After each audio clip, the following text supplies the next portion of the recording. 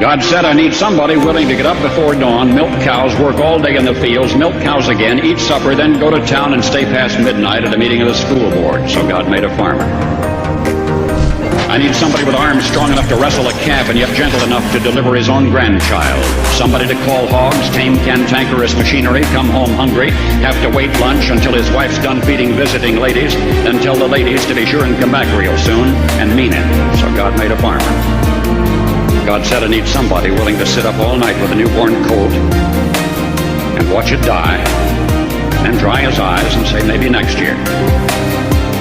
I need somebody who can shape an axe handle from a persimmon sprout, shoe a horse with a hunk of car tire, who can make harness out of hay, wire, feed sacks, and shoe scraps, who planting time and harvest season will finish his 40-hour week by Tuesday noon, and then painting from tractor back put in another 72 hours. So God made a farmer.